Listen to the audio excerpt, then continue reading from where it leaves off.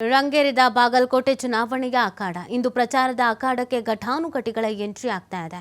ಇವತ್ತು ಕಾಂಗ್ರೆಸ್ನ ಅಭ್ಯರ್ಥಿ ಉಮೇಶ್ ಮೇಟಿ ಪರ ಸಚಿವರು ಪ್ರಚಾರ ಮಾಡಲಿದ್ದಾರೆ. ಎಂಬಿ ಪಾಟೀಲ್, ಆರ್ಬಿ ತಿಮ್ಮಾಪುರ, ಸತೀಶ್ ಜಾರಕಿಹೊಳಿ, ಬದಾಮಿ ಶಾಸಕ ಬಿಬಿ ಚಿಮ್ಮನಕಟ್ಟಿ ಭರ್ಜರಿ ಪ್ರಚಾರವನ್ನ ಮಾಡಲಿದ್ದಾರೆ.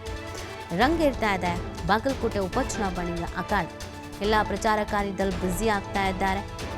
ಗೆಲ್ಲಬೇಕು, ಗೆಲ್ಲಿಸ್ಕೊಂಡು ಬರಬೇಕು ಅನ್ನುವಂಥ ಹಟ್ಟಕ್ಕೆ ಬಿದ್ದಿದ್ದಾರೆ. ಘಟಾನುಘಟಿಗಳ ಎಂಟ್ರಿ ಇವತ್ತು ಆಗ್ತಾ ಇರುವಂಥದ್ದು ಕಾಂಗ್ರೆಸ್ನ ಅಭ್ಯರ್ಥಿ ಉಮೇಶ್ ಮೇಟಿ ಅವರ ಪರವಾಗಿ. ಸಚಿವರುಗಳು ಇವತ್ತು ಪ್ರಚಾರ ಕಾರ್ಯದಲ್ಲಿ ಭಾಗಿಯಾಗ್ತಾ ಇದ್ದಾರೆ. ಪ್ರಮುಖವಾಗಿ ಎಂಬಿ ಪಾಟೀಲ್ ಅವರು ಮತ್ತು ಆರ್ಬಿ ತಿಮ್ಮಾಪುರ ಅವರು ಮತ್ತು ಸತೀಶ್ ಜಾರಕಿಹೊಳಿ ಅವರು. ಬದಾಮಿ ಶಾಸಕ ಬಿಬಿ ಚಿಮ್ಮನಕಟ್ಟಿ ಕೂಡ ಈ ಒಂದು ಭರ್ಜರಿ ಪ್ರಚಾರ ಕಾರ್ಯದಲ್ಲಿ ಭಾಗಿಯಾಗಲಿದ್ದಾರೆ. ಕಾಂಗ್ರೆಸ್ನ ಹೈಕಮಾಂಡ್ ನಾಯಕರುಗಳು ಕಾಂಗ್ರೆಸ್ನ ರಾಜ್ಯ ನಾಯಕರುಗಳಿಗೆ ಜವಾಬ್ದಾರಿ ಕೊಟ್ಬಿಟ್ಟಿದ್ದಾರೆ.